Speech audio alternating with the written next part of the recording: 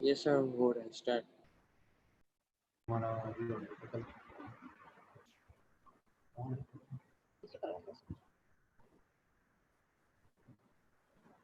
Okay, चलो start करते हैं यहाँ पर। तो जो हम आपको बता रहे थे कि पॉजिटिव ओवरलैप किसको कहते हैं, नेगेटिव ओवरलैप किसको कहते हैं, और जीरो ओवरलैप। जीरो ओवरलैप कल मैंने आपको बताया था कि अगर पी ऑर्बिटल का नोड पर एस ऑर्बिटल का ओवरलैपिंग होती है, तो एक्चुअली जहां पर हम ये पॉइंट मानते हैं सेंटर को, ये आपका एक्चुअली नोडल पॉइंट होता है। यहाँ पे इलेक्ट्रॉन डेंसिटी ऑलमोस्ट जीरो होती है। तो यहाँ पे अगर हम एस ऑर्बिटल को ओवरलैपिंग दिखाए तो ये ओवरलैपिंग सक्सेसफुल नहीं होगा, मतलब ये पॉसिबल ही नहीं है, इसको जीरो ओवरलैप कहते हैं। इस तरह से अगर हम देखते हैं कि हमारा जो पाई बॉन्ड का फॉर्मेशन हो रहा है, या जीरो ओवरलैप हम किसे कहते हैं, तो जीरो ओवरलैप का मतलब होता है कि या तो प्लस माइनस का ओवरलैप हो जाए इस तरह से, या फिर प्लेन अलग हो जाए, पीएक्स और पीवाई का प्लेन हो जाए। कल भी मैंने आपको बताया था, पीएक्स पीवाई के साथ ओवरलैप कर रहा हो, या पीवाई पीजेड के साथ ओवरलैप कर रहा हो, या पीजेड पीवाई एक्स के साथ ओवरलैप कर रहा हो। ऐसे ओवरलैपिंग मतलब प्लेन अलग हो जाए तो ये जीरो ओवरलैप होता है, और इस तरह का ओवरलैपिंग भी जीरो ओवरलैप होता है। ये क्लियर है? मैम उसी को नॉन बॉन्डिंग भी बोलते हैं। नॉन बॉन्डिंग, हाँ नॉन बॉन्डिंग। जीरो ओवरलैप तो बॉन्डिंग हुआ ही नहीं, ठीक है। Okay ma'am, yes. तो ये सब भी एग्जांपल्स हैं, जैसे ये एक पी ऑर्बिटल है और ये दूसरा पी ऑर्बिटल है। ये पॉइंट पर भी अगर ओवरलैप हो तो नो ओवरलैपिंग होता है, जीरो ओवरलैपिंग। और इस तरह से ओवरलैपिंग भी जो भी दिखा रहे हैं स्क्रीन पे, ये भी जीरो ओवरलैप है। ओवरलैपिंग कहाँ पे होगा, देखो यहाँ पे प्रोबेबिलिटी डेंसिटी जीरो होती है, इलेक्ट्रॉन की प्रोबेबिलिटी डेंसिटी जीरो होती है। बट जैसे जैसे हम पिक की तरफ जाते हैं, इलेक्ट्रॉन डेंसिटी बढ़ता है, और सबसे ज्यादा इलेक्ट्रॉन डेंसिटी यहाँ पे होता है। तो ओवरलैपिंग अगर यहाँ से होती है, यहाँ पे अगर ओवरलैपिंग होती है, then only the bonding is possible. इसके अलावा इस तरह के किसी भी ओवरलैपिंग में बॉन्डिंग पॉसिबल नहीं है, ठीक है। अब हम लोग आते हैं सिग्मा एंड पाई बॉन्ड में। सिग्मा और पाई बॉन्ड इंपॉर्टेंट है। सिग्मा बॉन्ड किसे कहते हैं, पाई बॉन्ड किसे कहते हैं। हेड ऑन ओवरलैपिंग यानी कि इंटर न्यूक्लियर एक्सिस पे जो ओवरलैपिंग होता है उसे हम सिग्मा बॉन्ड कहते हैं, and sigma bonds are stronger bonds. और पाई बॉन्ड किसको कहते हैं, साइड वाइज ओवरलैपिंग, जो कि इंटर न्यूक्लियर एक्सिस के up and down, above and below होता है, वो मैं अभी आपको दिखला रही हूँ। तो सिग्मा बॉन्ड जो होता है वो इंटर न्यूक्लियर एक्सिस पर होता है, इंटर न्यूक्लियर एक्सिस। जैसे एक एग्जांपल मैं आपको दिखा रही हूँ, हाइड्रोजन, ये हाइड्रोजन एटम है और इसका इलेक्ट्रॉन क्लाउड है 1s ऑर्बिटल, आप देख रहे हो ना। ये दूसरा हाइड्रोजन है और इसका ये इलेक्ट्रॉन क्लाउड है 1s ऑर्बिटल। अब ये दोनों इलेक्ट्रॉन क्लाउड ये ओवरलैप कर रहा है। ओवरलैप करने से बॉन्डिंग हो रही है, एच का बॉन्ड बन रहा है, एक एक इलेक्ट्रॉन दोनों शेयर कर रहा है। तो ये जो ओवरलैपिंग हो रही है, ये एक्चुअली यहाँ पे सेंटर पे हम न्यूक्लियस मानते हैं और इसके सेंटर पे न्यूक्लियस है। तो ये जो ओवरलैपिंग हो रही है, यहाँ पे ओवरलैपिंग हो रहा है, ये ऑर्बिटल और ये ऑर्बिटल ओवरलैप कर रहा है यहाँ पे आके। तो ये इंटर न्यूक्लियर एक्सिस पर ओवरलैपिंग हो रही है, इलेक्ट्रॉन क्लाउड यहाँ ज्यादा होगा। वैसे कंडीशन में ये हेड ऑन ओवरलैपिंग हुआ, मैक्सिमम ओवरलैपिंग होती है, इसलिए सिग्मा बॉन्ड स्ट्रॉन्गर होता है। जितना ज्यादा ओवरलैपिंग होगा, एक्सटेंट ऑफ ओवरलैपिंग जितना ज्यादा होगा, उतना ज्यादा स्ट्रॉन्ग आपका बॉन्ड, ठीक है। और ये इंटर न्यूक्लियर एक्सिस पर, तो इसको कहते हैं sigma SS bond. Sigma SS bond मतलब एसएस ओवरलैपिंग से ये सिग्मा बॉन्ड बना। दूसरा एग्जांपल है सिग्मा एसपी ओवरलैप, यानी कि एसपी ओवरलैपिंग से सिग्मा बॉन्ड बन सकता है।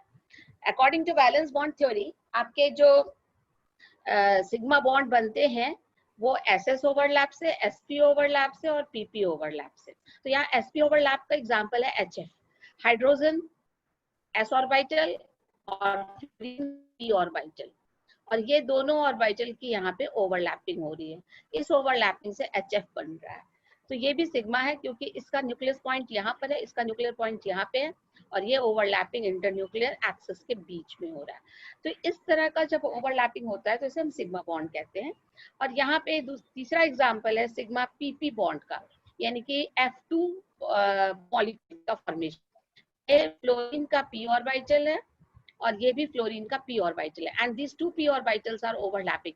तो ये ओवरलैपिंग जो हो रही है वो इसके न्यूक्लियस और इसके न्यूक्लियस के बीच में हो रहा है, तो इंटर न्यूक्लियर एक्सिस पर हो रहा है। ये एक्सिस हुआ इंटर न्यूक्लियर एक्सिस, ये लाइन हम जो दिखा रहे हैं इंटर न्यूक्लियर एक्सिस हुआ, इंटर न्यूक्लियर एक्सिस पर ये ओवरलैपिंग हो रही है, that's why it is called sigma bond. जब भी इंटर न्यूक्लियर एक्सिस पे होगा then it is called sigma bond. तो 3 तरह के सिग्मा, ऐसे सिग्मा बॉन्ड और भी होता है, but according to valence bond theory अगर हम पढ़े तो सिग्मा बॉन्ड 3 तरह के होते हैं, SS overlap, SP overlap and PP overlap से।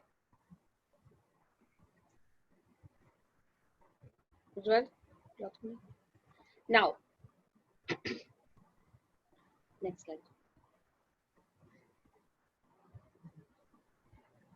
अब हम लोग आपको बताना चाह रहे हैं पाई बॉन्ड। पाई बॉन्ड क्या होता है? पाई बॉन्ड बनता है साइडवाइज ओवरलैपिंग से, और ये जरूरी है कि पाई बॉन्ड का फॉर्मेशन तभी होगा once a sigma bond has been created. So only after the formation of sigma bond a pi bond can be formed.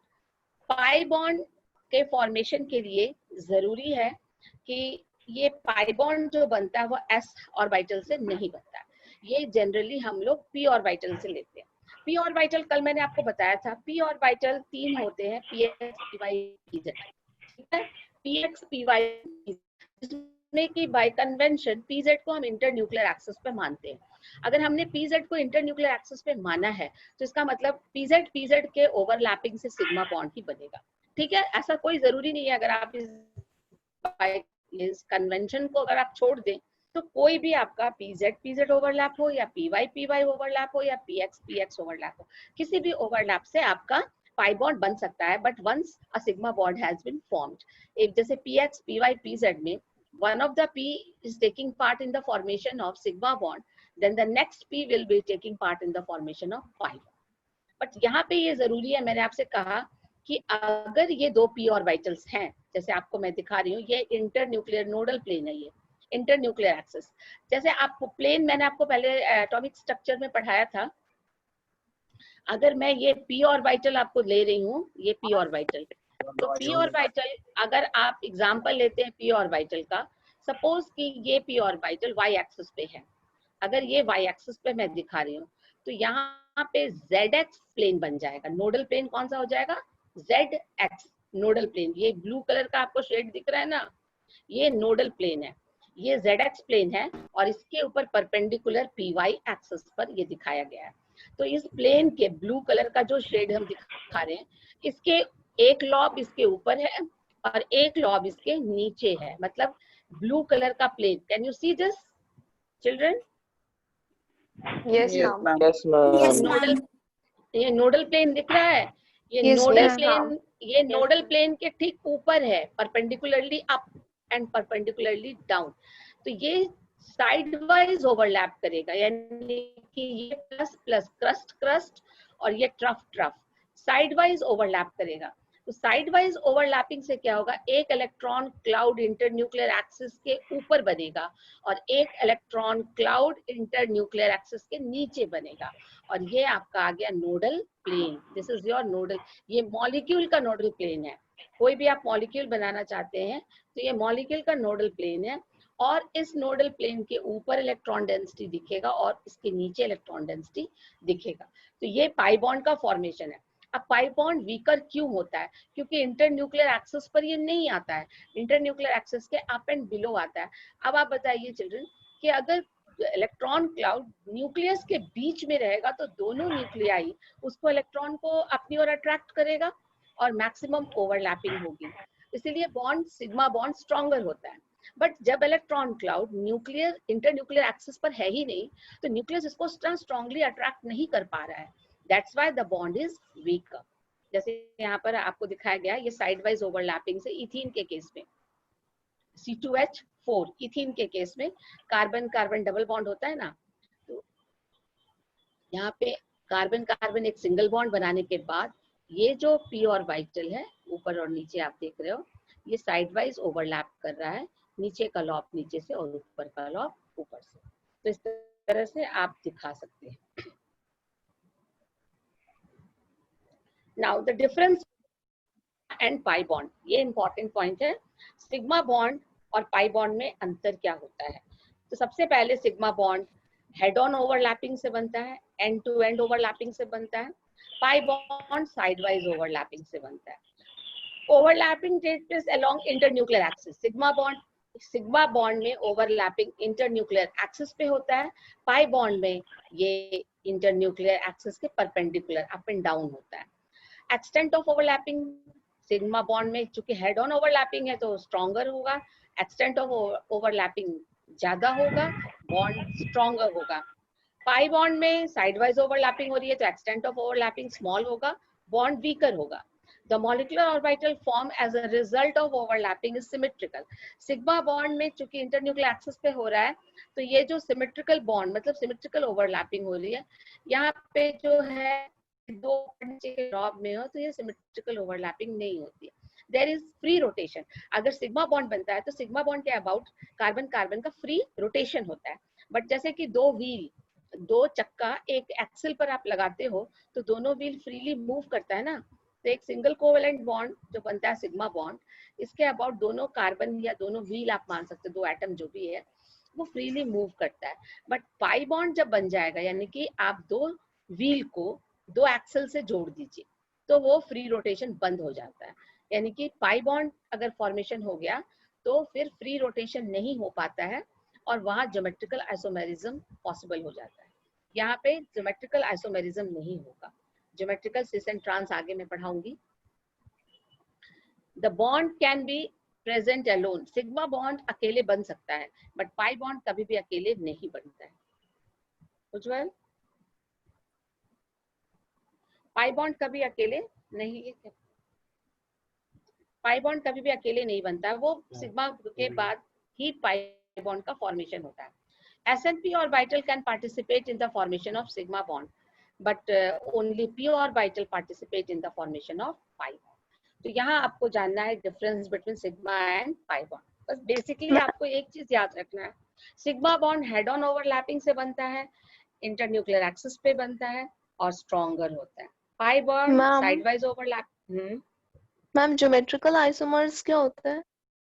Cis and trans हम लोग पढ़ेंगे। ज्योमेट्रिकल आइसोमेरिज्म होता है, कन्फर्मेशन एंड आइसोमेरिज्म हम बाद में आपको पढ़ाएंगे, इसलिए अभी आप उतना परेशान मत होइए, क्योंकि अभी अगर मैं आपसे बताना शुरू करूंगी तो मैं वर्बली बताऊंगी, और वर्बली बताऊंगी तो आपको ज्योमेट्रिकल आइसोमेरिज्म नहीं समझ में आएगा। आप ये नोट कर लीजिए, मुझे पढ़ाना है ज्योमेट्रिकल आइसोमेरिज्म। जब ये ऑर्गेनिक केमिस्ट्री जब हम स्टार्ट करेंगे ना तो वहाँ आपको हम सब कुछ पढ़ाएंगे, ठीक है? वहाँ पे आपको हम कन्फर्मेशन भी पढ़ाएंगे, ज्योमेट्रिकल आइसोमेरिज्म भी पढ़ाएंगे, ऑप्टिकल आइसोमेरिज्म भी पढ़ाएंगे, तब आपको सब कुछ बहुत ही क्लियर हो जाएगा, ठीक है? Yes ma'am. Okay, now comes the limitation of VBT। Limitation of VBT, जैसे वैलेंस बॉन्ड थ्योरी में हम लोगों ने बेसिकली क्या सीखा? वैलेंस बॉन्ड थ्योरी में हम लोगों ने बेसिकली यही सीखा कि एक covalent bond, according to valence bond theory, एक कोवेलेंट बॉन्ड तभी बनता है जब एटम्स क्लोजर आते हैं, उनके वैलेंस शेल के ऑर्बिटल्स ओवरलैप करते हैं, ओवरलैपिंग ऑर्बिटल्स सिंगली ऑक्युपाइड होते हैं, या फिर फुल्ली फिल्ड होंगे तो दूसरा ऑर्बिटल एम्प्टी होगा, ये भी मैंने बताया था। सिंगली ऑक्युपाइड होंगे तो दोनों ऑर्बिटल्स में एक एक इलेक्ट्रॉन होगा और दोनों इलेक्ट्रॉन एंटी पैरेलल स्पिन के साथ ओवरलैप करेगा, ठीक है? तो इस ओवरलैपिंग से कोवेलेंट बॉन्ड का फॉर्मेशन होता है। अगर ओवरलैपिंग हेड ऑन हुआ तो ये सिग्मा बॉन्ड बनाता है, अगर ओवरलैपिंग साइडवाइज हुआ तो ये आपका पाई बॉन्ड बनाता है। अगर ओवरलैपिंग प्लस प्लस प्लस यानी कि क्रस्ट क्रस्ट का हो रहा है, कंस्ट्रक्टिव इंटरफेरेंस से हो रहा है तो बॉन्ड बनेगा, और डिस्ट्रक्टिव इंटरफेरेंस से हो रहा है तो बॉन्ड नहीं बनेगा। ये सारी बातें हम लोगों ने पढ़ी है वैलेंस बॉन्ड थ्योरी में, मगर अब इसका लिमिटेशन भी है। तभी तो कोई नया थ्योरी प्रपोज होता है, जब किसी थ्योरी में कुछ डिफेक्ट आ जाता है तो नया थ्योरी प्रपोज होता है। तो पहला डिफेक्ट जो इस थ्योरी में आया वो है, it does not explain the shape of the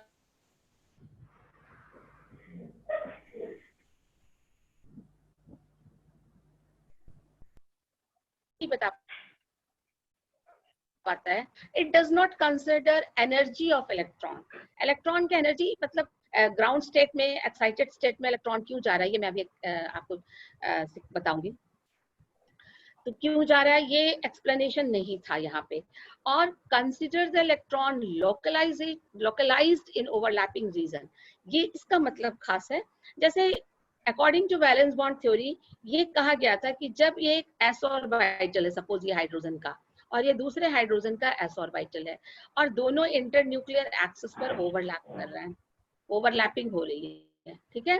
तो ये जो इलेक्ट्रॉन क्लाउड है, एक बार जब कोवेलेंट बॉन्ड का फॉर्मेशन होता है तो जो शेयर्ड इलेक्ट्रॉन है, शेयर्ड पेयर ऑफ इलेक्ट्रॉन है, दोनों बॉन्डेड एटम के बीच में लोकलाइज्ड हो जाता है। मतलब अब वो इसी एरिया में मूव करेगा, इधर उधर नहीं, यहीं पर फिक्स हो जाएगा। ये रॉन्ग था।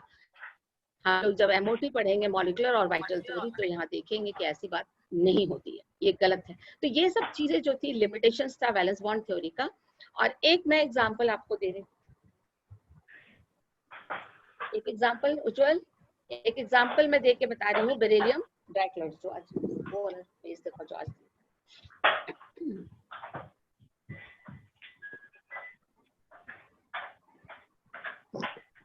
ये देखो beryllium,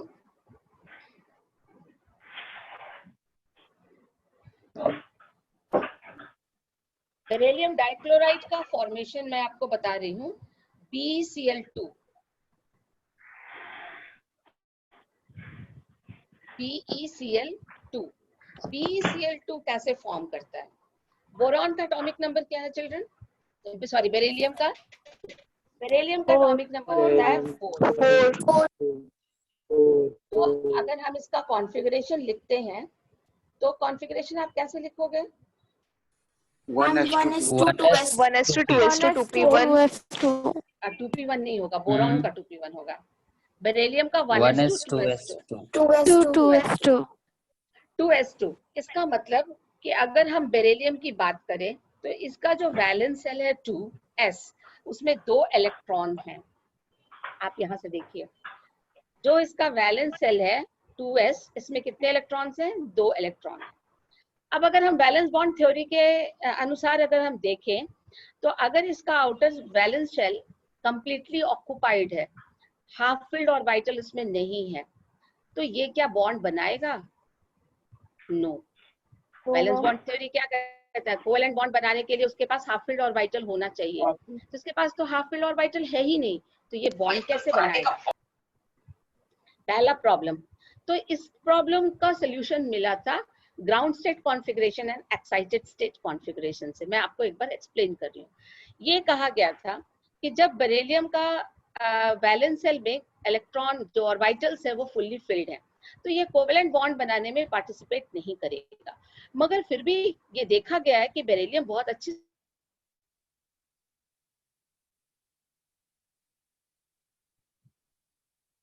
Ma'am, your voice is not coming. How come it is it possible? तो इसकी पॉसिबिलिटी के लिए कहा गया कि जब बेरिलियम के तरफ क्लोरीन एटम अप्रोच करता है बॉन्ड बनाने के लिए, तो जब ये अप्रोच कर रहा होता है, यानी कि उसके नजदीक आ रहा होता है, तो एनर्जी रिलीज होती है। अट्रैक्शन में तो एनर्जी रिलीज होगी ना, तो वो एनर्जी रिलीज होती है। और अगर ये एनर्जी रिलीज हो रही है तो ये एनर्जी इतनी सफिशिएंट होती है कि एक इलेक्ट्रॉन जो 2s2 में 2 इलेक्ट्रॉन था, उसमें से एक इलेक्ट्रॉन उसके बगल में जो एम्प्टी ऑर्बिटल है 2p, वहां जंप कर जाता है। 2p पे इलेक्ट्रॉन जंप कर जाता है। ये जंप करने के लिए 2s से 2p में इलेक्ट्रॉन के जंप के लिए एनर्जी चाहिए।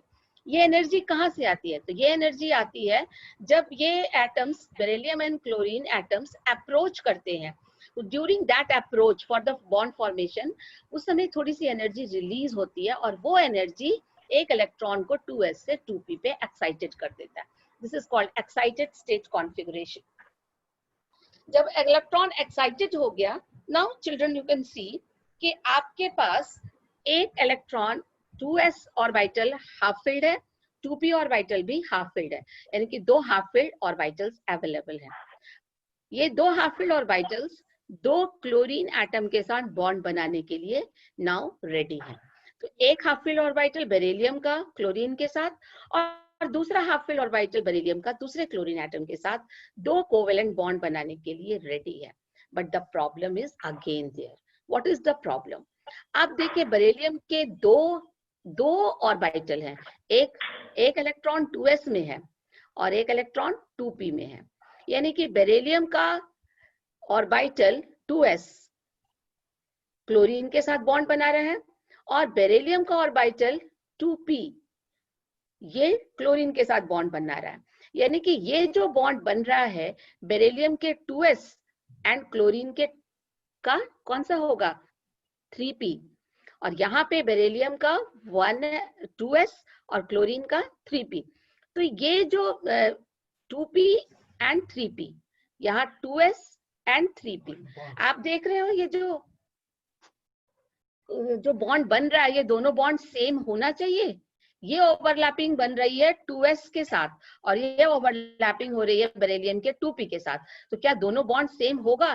नो, दोनों बॉन्ड सेम नहीं होना चाहिए, दोनों बॉन्ड की एनर्जी सेम नहीं होनी चाहिए, दोनों बॉन्ड का लेंथ भी सेम नहीं होना चाहिए, यानी कि nature of the bond, the two bond in beryllium should not be same, क्योंकि एक 2s के ओवरलैपिंग से बन रहा है और एक 2p के ओवरलैपिंग से बन रहा है। But the X-ray diffraction shows that these two bonds are same in all respect. Energy, bond length, जिस भी respect की बात करो, ये दोनों बॉन्ड बेरिलियम डाइक्लोराइड में सेम होता है। तो अगर ये दोनों बॉन्ड सेम होता है तो कैसे पॉसिबल है? तो यहाँ से कॉन्सेप्ट आया हाइब्रिडाइजेशन का। हाइब्रिडाइजेशन का कॉन्सेप्ट यहाँ से आया कि बॉन्ड बनाने से पहले इलेक्ट्रॉन अगर एक्साइटेड स्टेट में जाता है तो डायरेक्ट वो बॉन्ड नहीं बनाता है, बॉन्ड बनाने से पहले ये अपने आप को तैयार करता है। तैयार करने का मतलब हाइब्रिडाइज्ड होता है। हाइब्रिडाइज का मतलब ये दोनों ऑर्बिटल मिक्सअप होते हैं और एक नया ऑर्बिटल बनाते हैं, ठीक है? That is the concept of hybridization. ये बात क्लियर हुई सबको? Yes ma'am. इसी तरह से एग्जाम्पल हम ले सकते हैं बोरॉन ट्राइक्लोराइड का, मीथेन का, हर यस मैम वो जो दो ऑर्बिटल मिक्सअप होते हैं वो कौन कौन से ऑर्बिटल होते हैं? वो अब हम पढ़ाएंगे हाइब्रिडाइजेशन, एक एक करके सारे तरह के हाइब्रिडाइजेशन पढ़ाएंगे। मतलब हाइब्रिडाइजेशन का कॉन्सेप्ट आया कहाँ से? तो मैं एक बार वापस आती हूँ वीबीटी से, एक बार फिर से मैं रिपीट कर रही हूँ, बहुत माइन्यूट सी बात है जो आपके दिमाग में बहुत क्लियरली बैठना चाहिए। वीबीटी के अनुसार कोवेलेंट बॉन्ड तब बनेगा जब half field orbitals with anti parallel spin overlap करेगा। क्लियर? अब अगर हम बात करें बेरिलियम की, तो बेरिलियम के पास तो एक भी हाफ फील्ड ऑर्बिटल नहीं है, तो इसका मतलब ये कोवेलेंट बॉन्ड नहीं बनाएगा। बट हम प्रैक्टिकली अगर डे टू डे लाइफ में देखें तो बेरिलियम के मॉलिक्यूल्स अवेलेबल है, हमारे अर्थ क्रस्ट पर बेरिलियम के मॉलिक्यूल्स अवेलेबल हैं, ये बनते हैं, अपने आप बनते हैं। तो ये जब बनते हैं तो केमिस्ट्री एक्चुअली साइंस हम क्या पढ़ते हैं, जो हम देख रहे हैं थ्योरी उस पर प्रपोज किया जाता है। तो जब ये मॉलिक्यूल बना रहा है, वीबीटी के अनुसार इसको नहीं बनाना चाहिए था, बट ये बना रहा है तो थ्योरी प्रपोज किया गया, that is ground state configuration, excited state configuration. मतलब ये इसका ग्राउंड स्टेट कॉन्फ़िगरेशन है, बट बॉन्ड बनाने से पहले इलेक्ट्रॉन एक्साइटेड स्टेट में जाता है। मतलब one of the electron from 2s jumps to 2p, और 2p पे जंप करने के लिए उसको एनर्जी चाहिए। तो ये एनर्जी कहाँ से आएगा? तो ड्यूरिंग द बॉन्ड फॉर्मेशन, जब एटम्स एक दूसरे के नजदीक आ रहे होते हैं उसी समय एनर्जी रिलीज होती है। अगर वो इतनी एनर्जी रिलीज हो गई कि एक इलेक्ट्रॉन को 2s से 2p पे जंप किया जा सकता है तो ये इलेक्ट्रॉन जंप हो जाता है, नहीं तो नहीं होगा, तब बॉन्ड नहीं बनेगा। तो यहाँ से यहाँ इलेक्ट्रॉन जंप होने के लिए अगर एनर्जी अवेलेबल होती है ड्यूरिंग द अप्रोच, तो ये इलेक्ट्रॉन जंप कर जाएगा। बेरिलियम में ये कॉन्सेप्ट दिया गया कि इलेक्ट्रॉन जंप कर जाता है। चलिए यहाँ तक एक्सेप्टेबल है, इलेक्ट्रॉन जंप कर गया और दो बॉन्ड बन गया। ये दो बॉन्ड जो दिखाया जा रहा है, एक 2s के साथ ओवरलैप करके और एक 2p के साथ ओवरलैप करके क्लोरीन ने दो बॉन्ड बना दिया बेरिलियम के साथ। बट ये दोनों ओवरलैप जो है अलग अलग ऑर्बिटल का है, ये वाला 2s का है और ये वाला 2p का है। देख रहे हो ना, एक 2s है एक 2p है, तो एक 2s है एक 2p है। तो इसका मतलब है कि ये जो कोवेलेंट बॉन्ड इधर जो मैं दिखा रही हूँ ये 2s के साथ क्लोरीन के ऑर्बिटल का है 3p, और इधर वाला जो बॉन्ड बन रहा है 2p के साथ ओवरलैप हो रहा है क्लोरीन का 3p। तो ये दोनों overlapping same type of orbital का नहीं है, तो दोनों बॉन्ड सेम टाइप का नहीं होना चाहिए। बट एक्सरे डिफ्रैक्शन कहता है, जब हमने बेरिलियम डाइक्लोराइड को एक्सरे में देखा तो दोनों बॉन्ड इक्वल हैं, दोनों बॉन्ड सेम एनर्जी के हैं। How come is it possible? तब ये बात है, ये कैसे पॉसिबल होगा? तब इसके लिए फिर नया थ्योरी प्रपोज किया गया, and then that theory was hybridization. Hybridization का थ्योरी दिया गया। वहां पर क्या था कि इलेक्ट्रॉन एक्साइटेड स्टेट में जाने के बाद एज इट इज बॉन्ड नहीं बनाता है,